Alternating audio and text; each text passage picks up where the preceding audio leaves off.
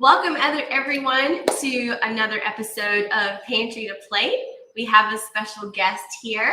We've got Tim Turner from our partner Pantry, SatisFEED in Gwinnett County. So welcome, Tim. Thank you very, very much. So excited for you to be here.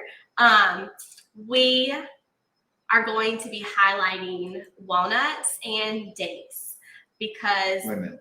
You and I are not going to be dating. Right? No, but that's a valid question. Bad dad. I'm glad that we're like on the same page about that.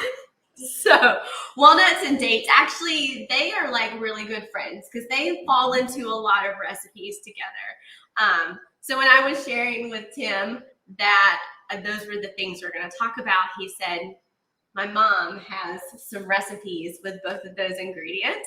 So our first recipe today is going to be Tim's mom's, don't say that 5 times fast, No. chocolate date bars. So we're gonna get started on that in just a second. The second recipe we're going to make is a breakfast muffin. That is like the most easiest muffin you could make because it is a blender muffin. We're gonna put all the ingredients in the blender and then put it into the muffin tin, and then you're ready to go. So not a lot of dirty dishes there, which is fantastic. Okay, let's get started. So over here on our stovetop, we've got a double broiler. I'm gonna tell you what that is in just a moment. First, I'm going to get Tim established with melting our chocolate. So over here in this bowl, we've got our, we're using Smart Balance today, but any type of plant-based butter would be a good option for this recipe because it's going to have some better fats in it than, say, butter would. So we've got our Smart Balance in here that we've already melted. So we're going to go ahead and add our chocolate chips. Slowly. You can add them all at the same time. Perfect. And I'll take that bowl. There we go. So we've got our butter's melted and we're gonna add the chocolate chips. So it's a good idea for you to melt the butter first so your chocolate chips have something warm to fall into. And as Tim stirs consistently, the chocolate chips are just gonna melt as we go. So we're basically just gonna stir until all of the chocolate chips are melted and you'll see that all the lumps are gone. So you're probably wondering, why didn't you just use a microwave? Which you absolutely can do on this step. I wanted to show you this method as an alternative option. So I think we're there. Are we there already? Yeah. Wow. Let's give it almost up. Let's give it another 30 seconds. Okay. So a double broiler is a pot with a little bit of water in the bottom of it, and you're going to boil the water. The top portion is going to be your bowl. It's going to sit straight into the pot, but not deep enough so that the bowl touches the water.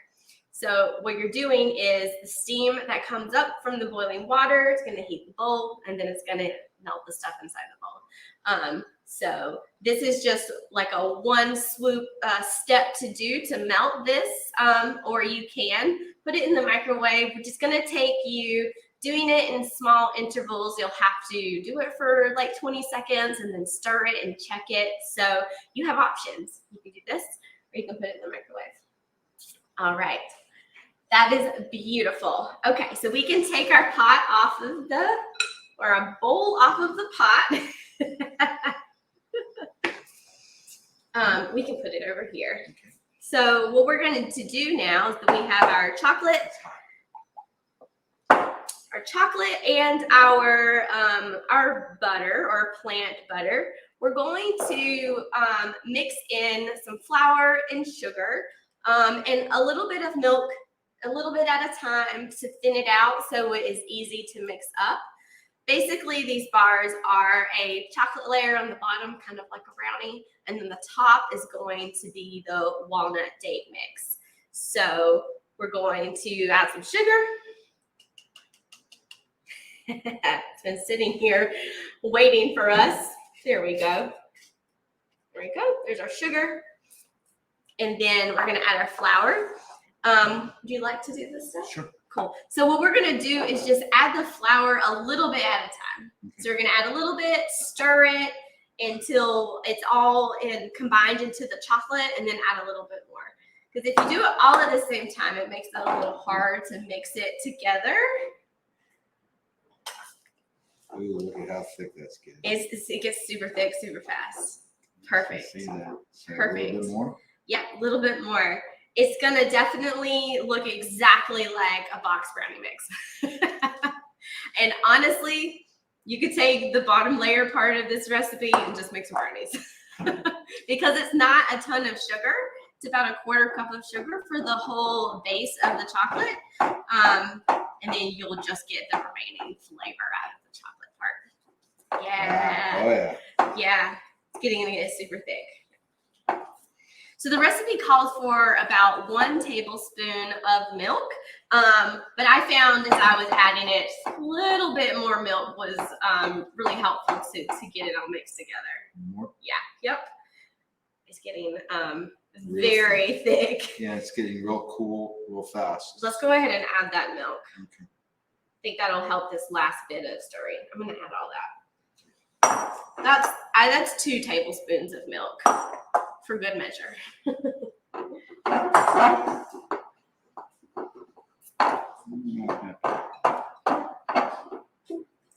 It's really It is very clumpy. So what I'm gonna do is I'm going to handle it. So it's gonna definitely get stuck in your whisk. So you don't have to. Yep. So we're just gonna like push that out. You've got a nice flexible whisk here. I guess you do. There we go. But you expected this. I did expect this. That's why I grabbed 2 gloves over here. So I'm going to use my hand to finish the rest of it. Needing it. Nicely done. Thank you. It's like I made it before. I made it yesterday for the first time. Okay, that looks pretty good to me. All of the flour is all mixed in really well, and it's going to look a little bit crumbly, and that's exactly how it's supposed to be. It's more like a dough. You said crumbly, not crummy. Crumbly. Yeah. Good clarification there. Thank you. Nope, this is not what I need. So what we're going to do is we're going to put the chocolate layer in the oven for about 10 minutes, and then we will come back and we'll add the walnut date layer. But this part has to set first.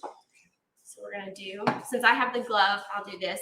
I found it easier to just use my hand to make sure that it's all even on the bottom, so you can squish it into all the corners. It looks just like a pie dough to me. Truly handmade. It's truly handmade, exactly. Okay, squish, squish, squish in the corner.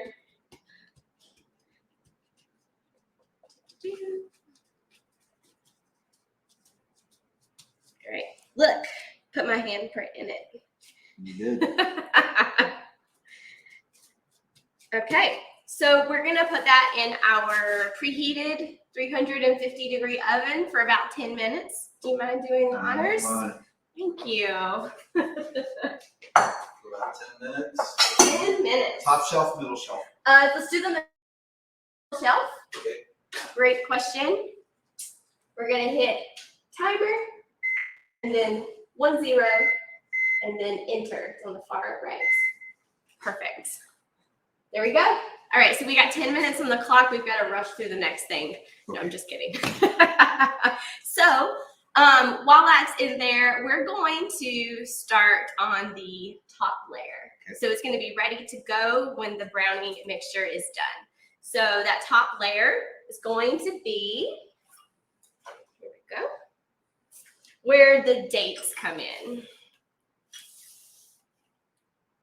Perfect. So with the top layer, we've got chopped dates, chopped walnuts, a little bit of flour to help the mix combine, and it's also going to help separate the dates from each other because they are just going to stick together otherwise because they are pure sugar and some fiber.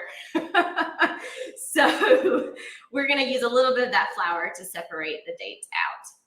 So let's take our bowl here for our walnut date mix. So let's put the dates in first into the bowl. You don't want me to use an implement? No, you could just dump them in there. Right.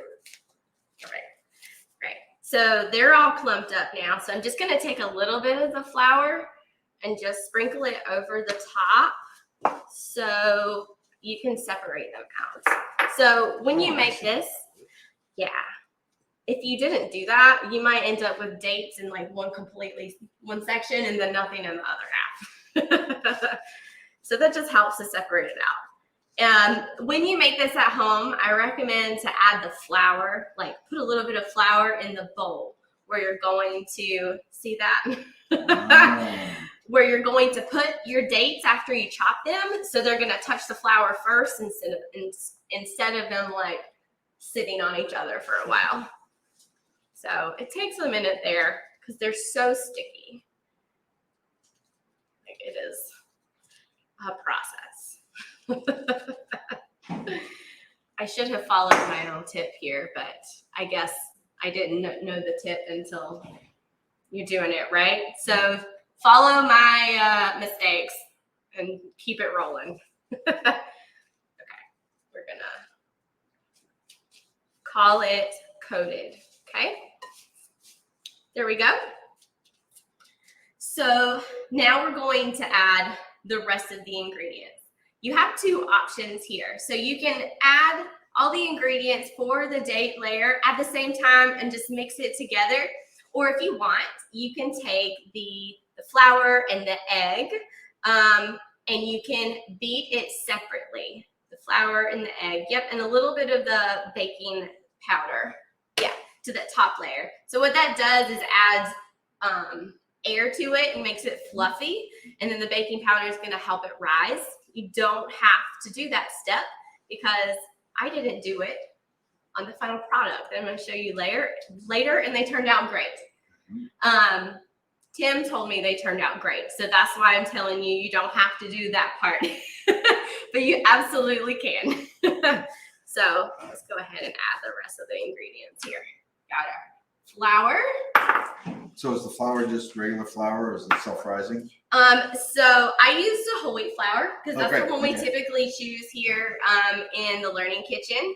Use that whole wheat.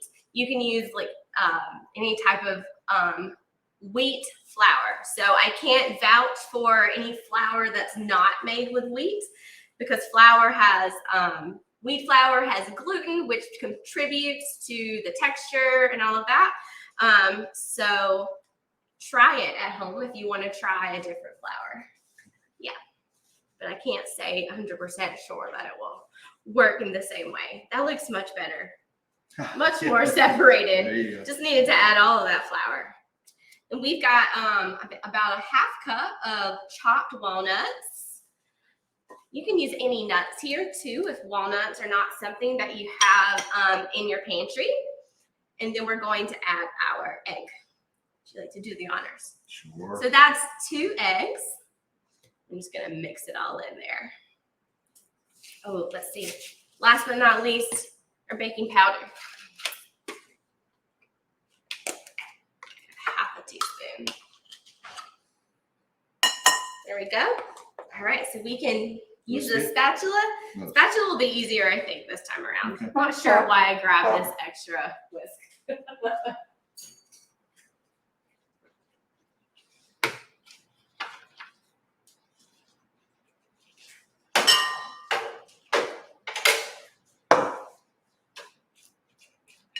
Beautiful.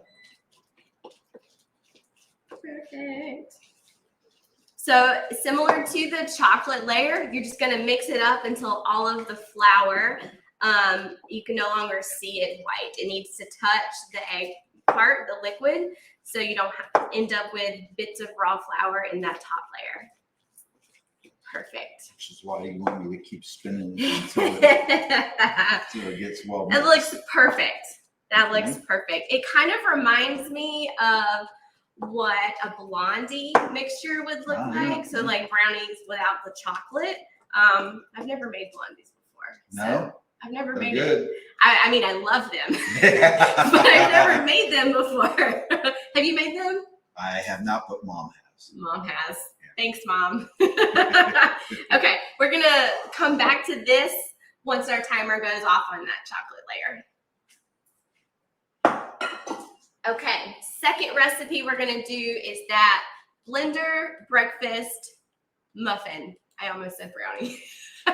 Muffin. Would you do the honors and bring our blender over to the shot? I got it. I got it. We're gonna plug it in here. There we go.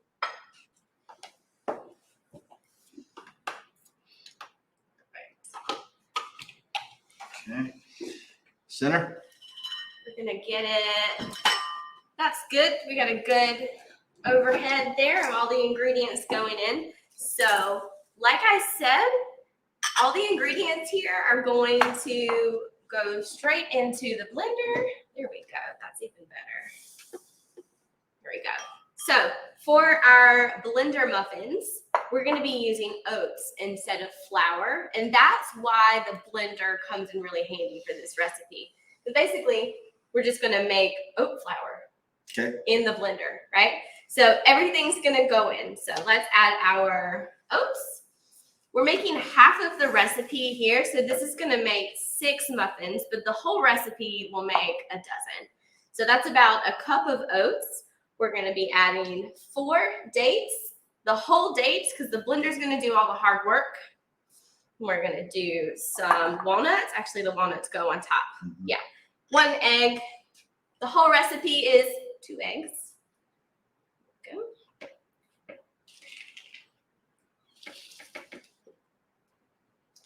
Go.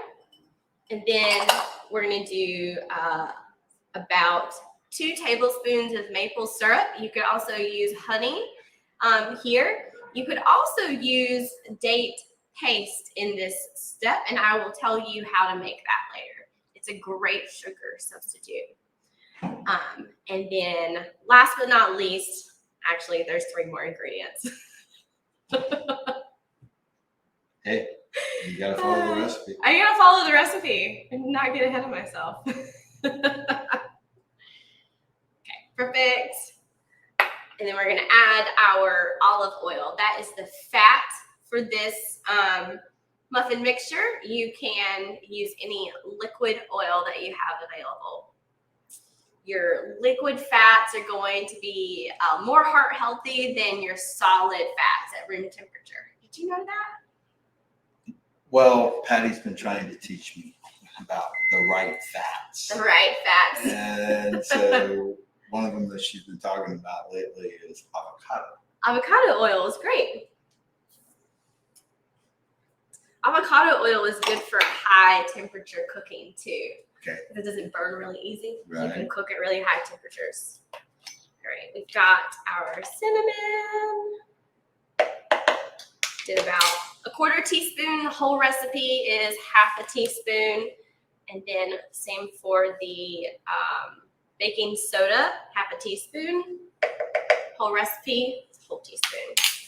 And then we're gonna save those walnuts to add on top once we get it in the muffin tin.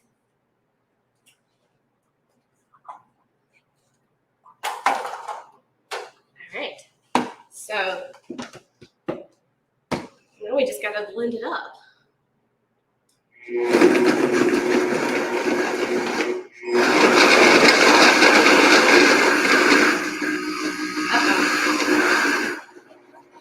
Okay, so that means you'll have to take the lid off and give it a good nudge a couple times just to make sure all the ingredients are down in the bottom as they should be. So they're hitting the blades. Okay.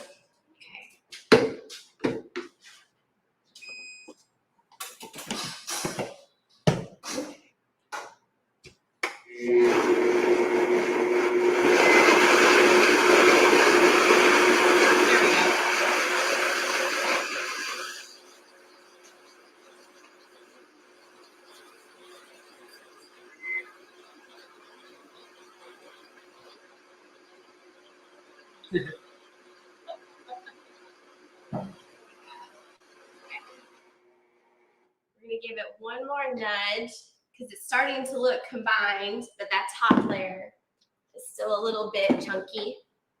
There we go. You can see that. Yeah. You know what would be really good in here? Peanut butter. It kind of smells. Protein. Yes. It kind of smells like it has jelly in it because of the dates. Mm-hmm. Like peanut butter. I think some peanut butter would be great. I just realized that I missed an ingredient. I'm listening. Ah. That's why it looks different. Ready? All right. We're gonna see how well this mixes in there. I might do a little bit and then mix and then a little bit. Okay. Okay. All right. That is grated carrots as a vegetable to your breakfast muffins. And Well, what if you don't like vegetables for breakfast? well, you won't know they're in there. Oh. They get all blended up and you don't know. So that right there.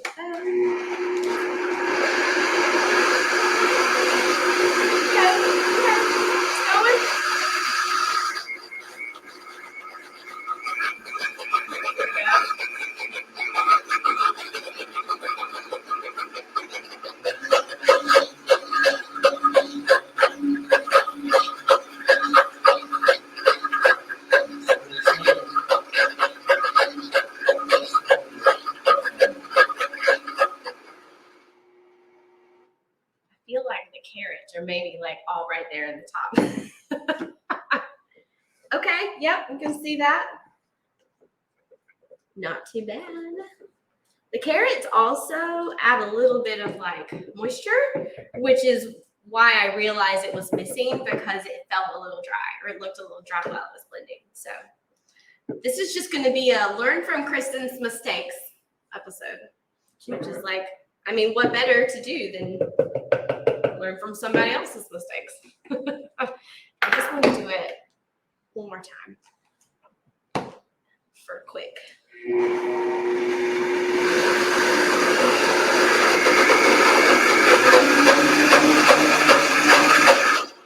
we go. Okay, there we go. So if you were doing this at home, it would have taken less time.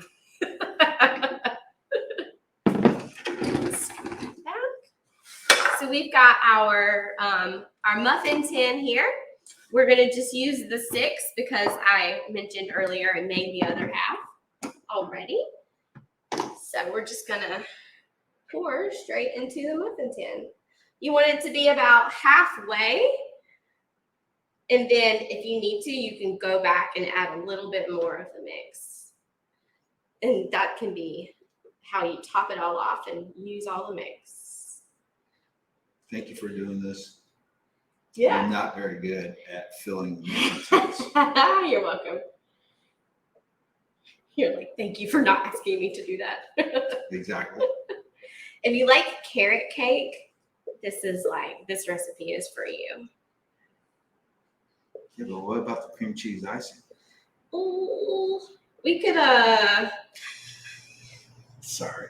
no, I mean, there's a time and a place for it, yeah? Maybe not for breakfast.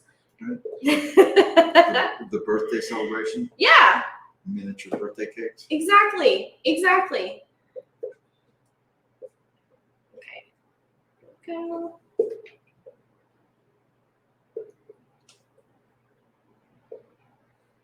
I think you told me you love carrot cake, is that I right? did.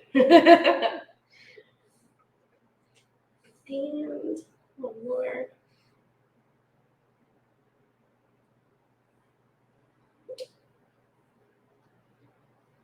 Super quiet. It takes a lot of focus to get this muffin tin filled.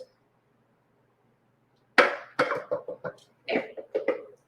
We've got some hanging on in here that does not want to come out.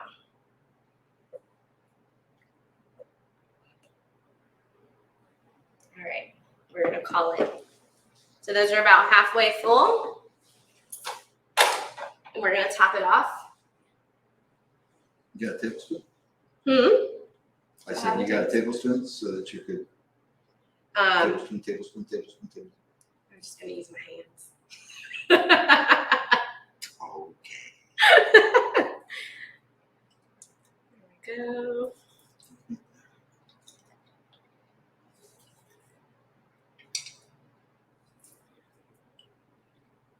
The reason why I'm using my hands is because it's gonna get cooked. Right. Yeah. So if Sure it is. wasn't gonna get cooked, I definitely would have used a spoon or something like that. So good call.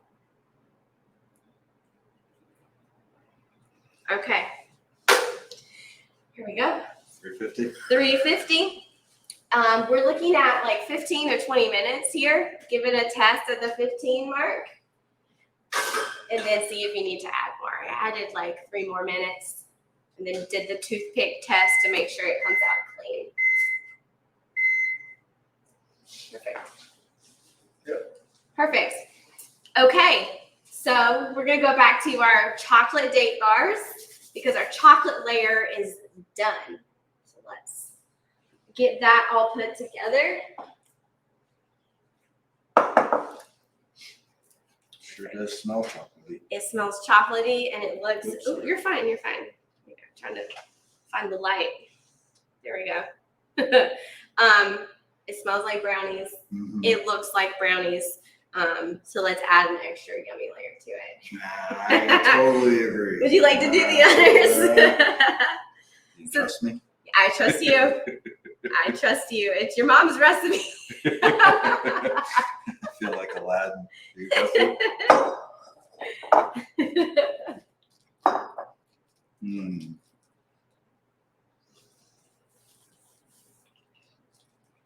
Are there any special tricks here to make it easy to spread? It looks like the best thing to do is to use the back of the spatula. Yeah, that looks like it's working really well. Except The corners are hard to get it spread into there really evenly. you see that. Now I understand why you asked me to do it instead of you. Because it's my mom's recipe. And if I butcher it, I'm butchering my legacy, right? Well, I never promised that I'd be a good baker. That's okay.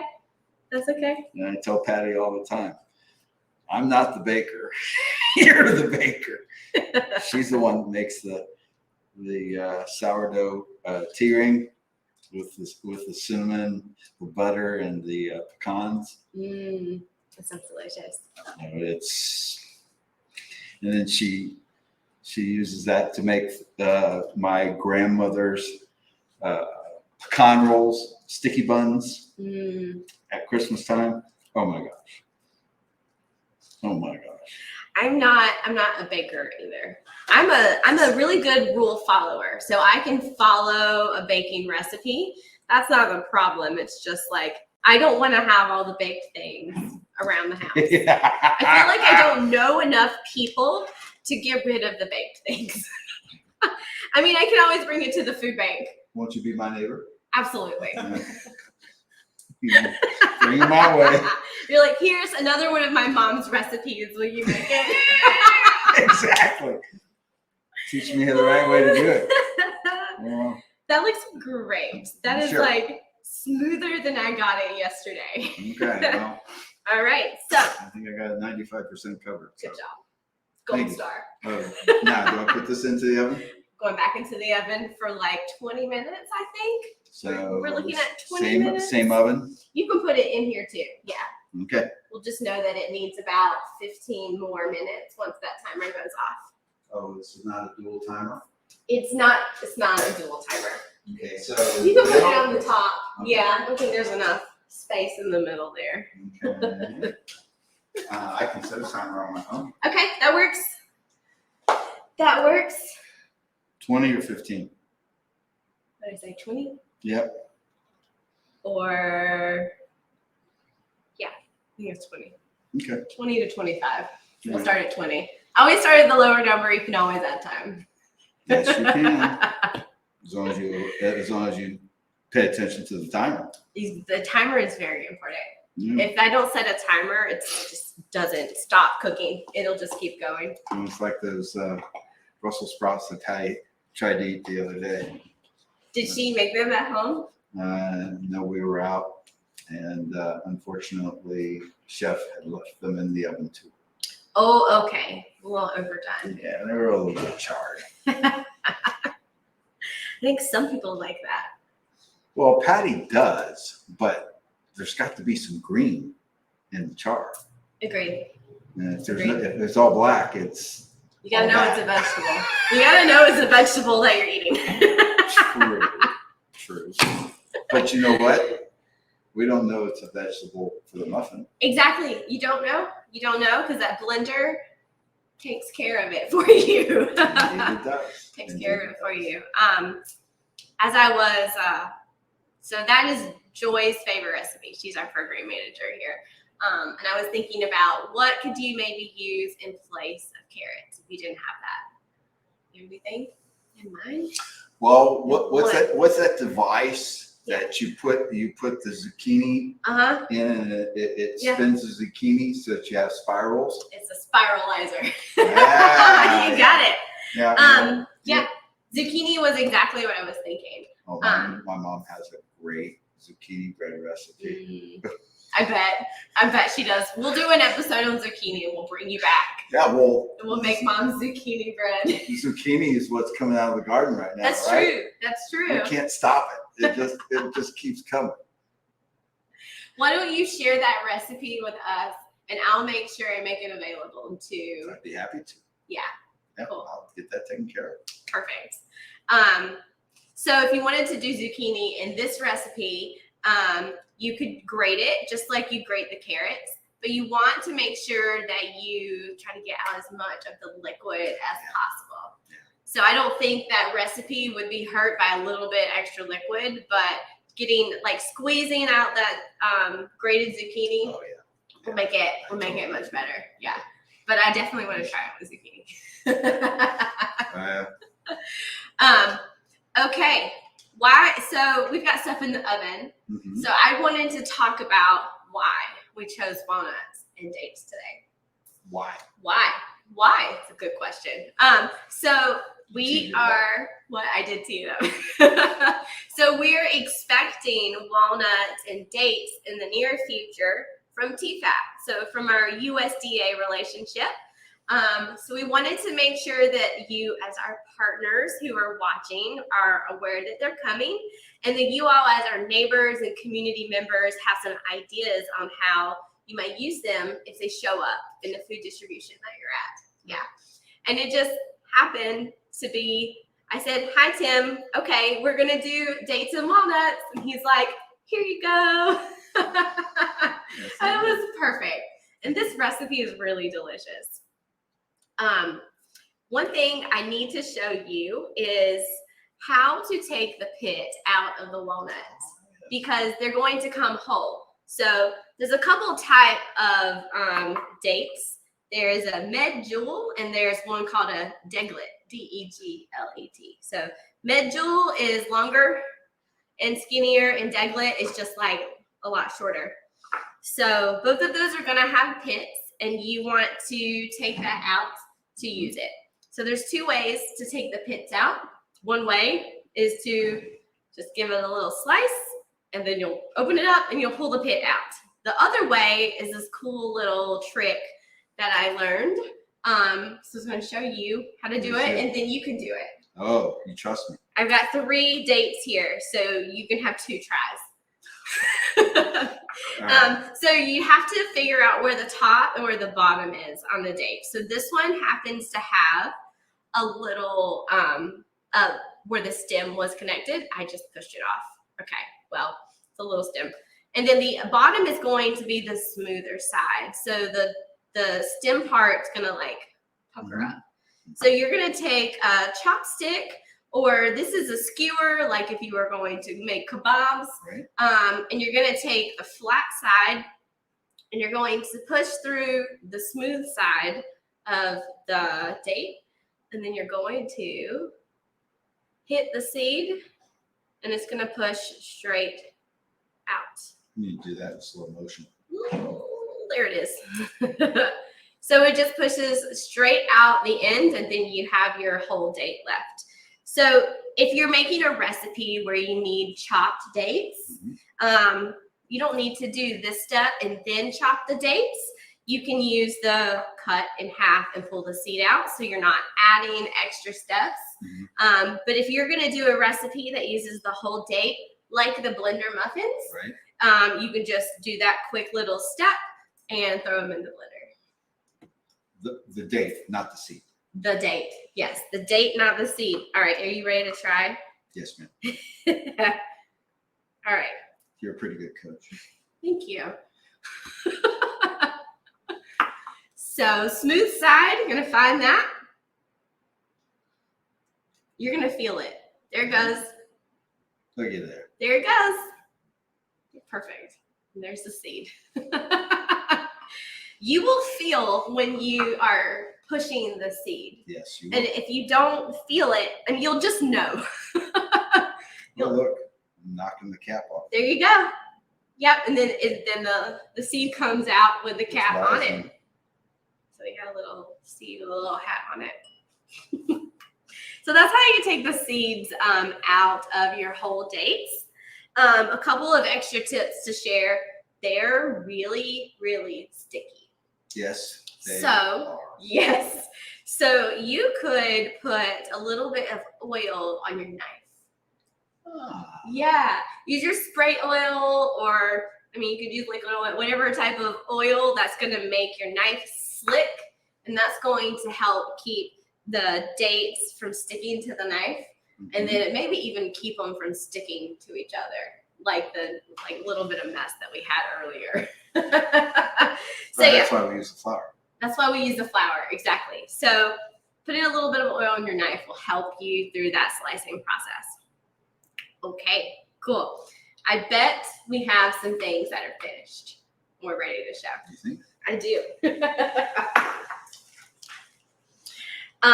But I do have one more thing to show you first.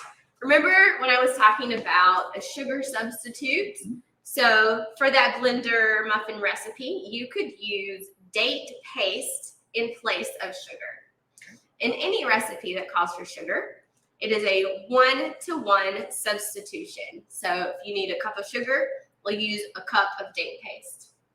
This looks like cinnamon applesauce. And using the date paste will make it more moist. It will make it more moist, 100%. Yeah, so it's gonna make it more moist, and it's gonna add the sweet that you're looking for, but instead of just plain white sugar that doesn't come with anything extra, it's just sugar, your dates are going to bring you some antioxidants and a little bit of fiber and things that you don't expect to come from sugar. I know. The doctor told me to not eat sugar. Yeah. So your body, whatever sugar it is, your body treats it as a sugar, and it's going to digest it as a sugar. But depending on the type of sugar, like this one's going to come with some buffer because it has a little bit of fiber in it. Nice. So you won't digest it super quickly like white sugar. So you're like, Kristen, how do I make date paste? Super simple. It's going to be equal parts dates with the seeds removed, so you don't have to chop them up ahead of time, and then equal part date to water. So I used 1 cup of dates, really tightly packed, so push them in there, and then you're going to put 1 cup of boiling water over the top of the dates, let it sit for about 20 minutes, and then you'll blend it up, and you have this beautiful paste. I did all of that in the blender. I put the dates in the blender, and I put the hot water on top of it and let it sit while I was doing other things, and then I blended it up. Yeah, so there it is, date paste for your sugar substitutions. Yep. Now it will look great using it for the zucchini bread. Absolutely.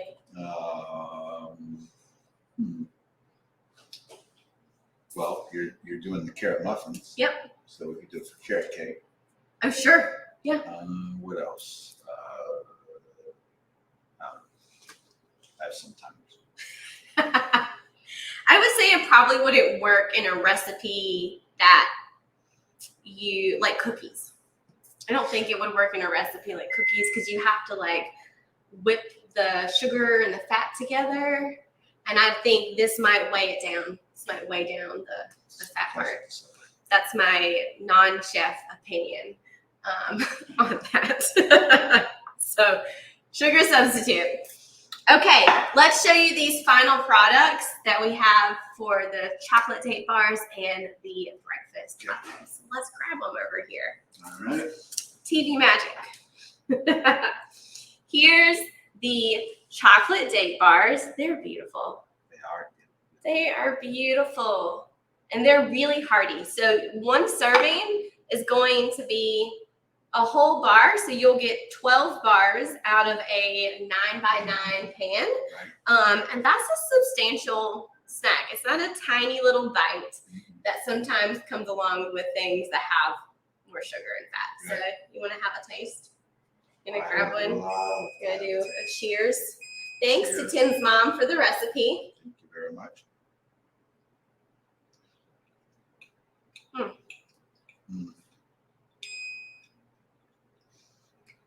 Did we do it justice?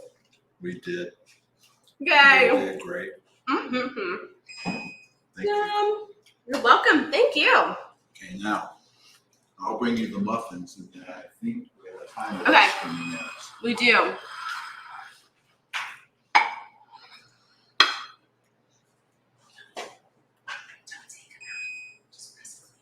Okay.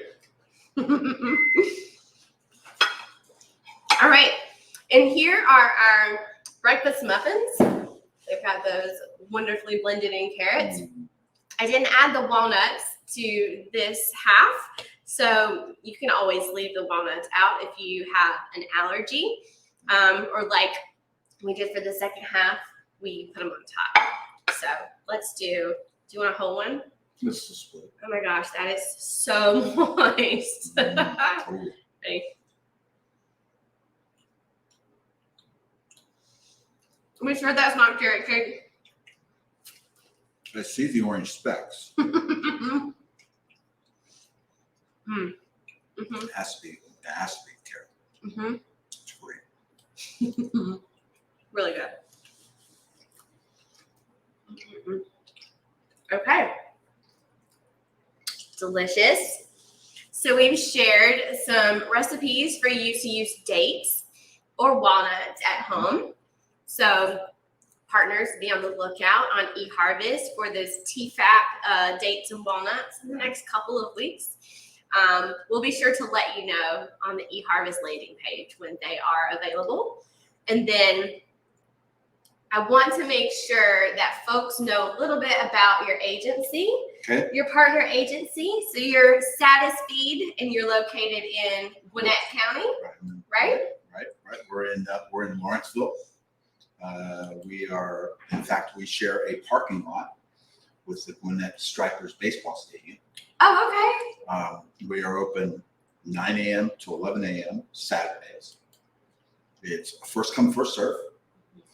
And we have we serve somewhere in the neighborhood of 300 families in that 2-hour period of time. And we try to serve about 21,000 pounds of food. Wow. Over the course of that day. If you need more information, you can go to our website, which is SatisFEED.org, or you could call me, and that phone number is 470-202-8114. Nice.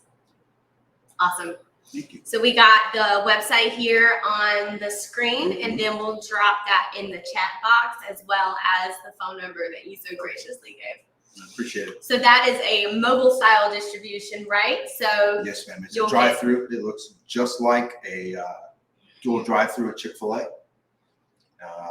Our guests come on campus. First-timers are encouraged. We have very simple information that we take. Name, address, phone number, email address, and then the vital statistics for the family members. And then they drive through and we distribute the packages of food. primarily meat and produce.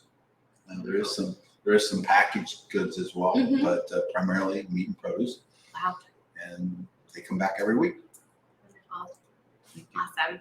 Well, if you're in Gwinnett County and you are looking for a resource, check out SatisFEED. And that is a first come, first serve donation. First come, first serve. And you do not have to be a citizen of Gwinnett County. Good information. And right now, we've served people from 13 different counties. Wow. It's a big reach. Yeah, that is a big reach. Thank you for your service to our community. Thank you for being a partner of the Atlanta Community Food Bank. Without you all, the food in the warehouse wouldn't get to the people. Right. So thank you for that. It's our pleasure.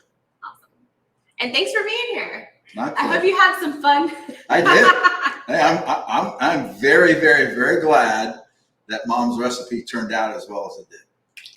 Me too. Me too.